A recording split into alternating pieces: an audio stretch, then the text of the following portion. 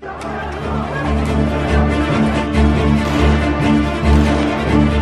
फौज है, मेरा पाकिस्तान है।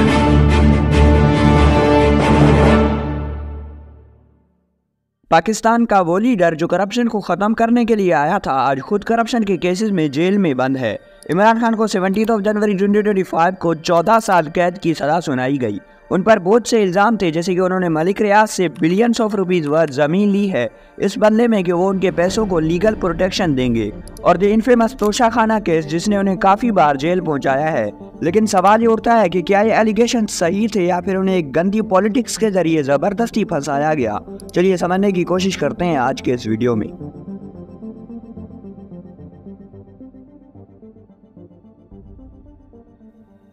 तो इमरान खान को हम सब जानते हैं कि उन्होंने 1992 में पाकिस्तान को क्रिकेट वर्ल्ड कप जितवाया, जिसके बाद 1996 में अपनी political party Pakistan Tehreek-e-Insaf establish की।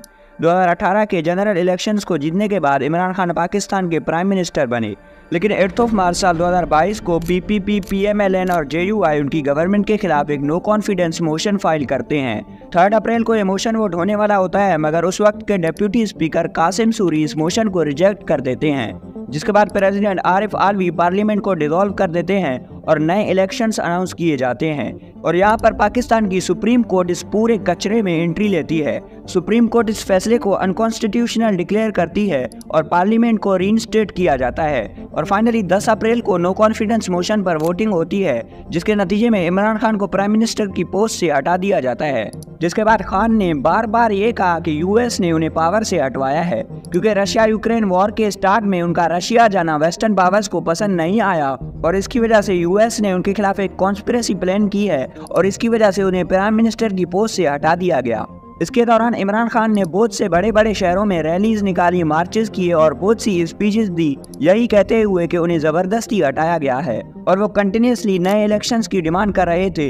लेकिन इसी दौरान इमरान खान के खिलाफ एक बहुत बड़ा केस सामने आता है, अल कादिर ट्रस्ट केस। इस केस की शुरुआत मार्च 2022 में होती है, जब नेशनल अकाउंटेबिलिटी ब्यूरो NAB ने एक इंक्वायरी स्टार्ट की। ये इंक्वायरी लगभग 60 बिलियन पाकिस्तानी रुपीस की सेटलमेंट से रिलेटेड थी, जो United kingdom national crime agency ने मलिक रियाज से लेकर पाकिस्तान को वापस की थी।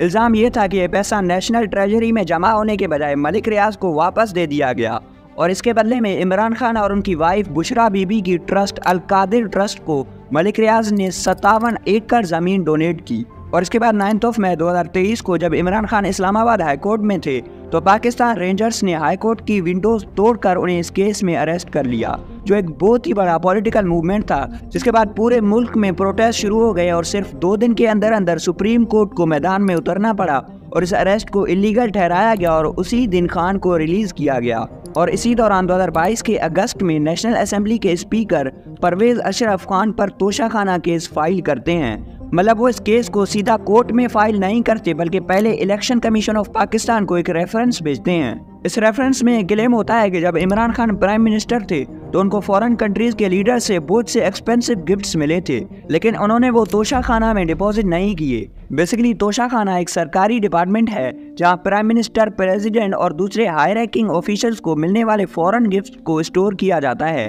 ये जरूरी होता है कि हर ऑफिशियल जो कोई गिफ्ट रिसीव करे उसका रिकॉर्ड तोशाखाना में दे, और अगर वो उस गिफ्ट को रखना चाहता है तो उसे उस गिफ्ट के एक्चुअल वैल्यू की थोड़ी सी परसेंटेज पे करनी होती है। और बाकी गिफ्ट्स को या तो सरकारी इस्तेमाल के लिए रखा जाता है या ऑक्शन में बेच दिया जाता है।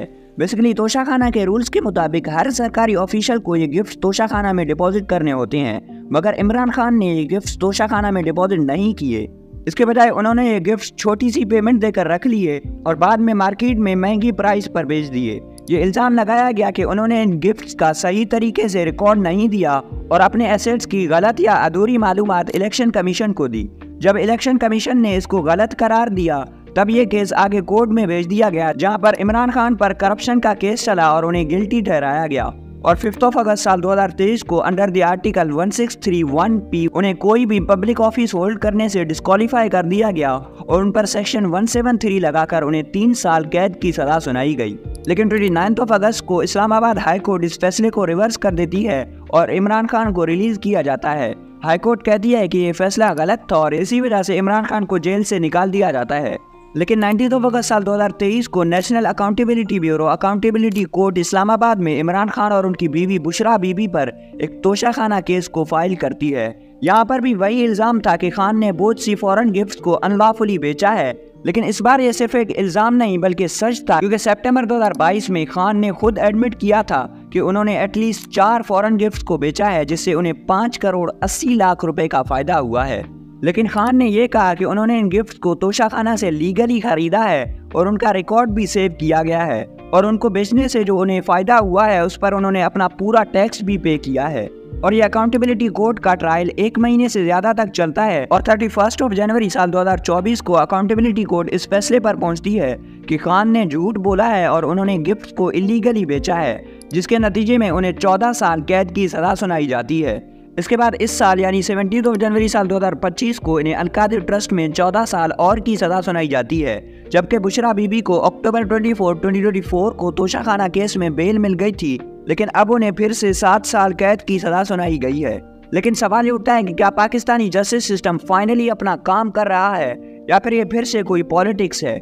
लेकिन ये मोस्टली इस बात पर डिपेंड करता है कि आप इसके बारे में क्या सोचते हैं। अगर आप इमरान खान के सपोर्टर हैं तो आपके लिए शायद ये इनजस्टिस हो, लेकिन बात यह है कि पाकिस्तान में कभी भी ऐसे कोई लीडर नहीं आए जिनके खिलाफ कोई करप्शन केस ना हो। अगर आपको पाकिस्तानी करप्शन के बारे में और ज्यादा जानना है तो आप यहाँ पर क्लिक करके मेरा करप्शन डिकोडिंग वाला वीडियो देख सकते हैं, या फिर आपको लिंक डिस्क्रिप्शन में मिल जाएगा।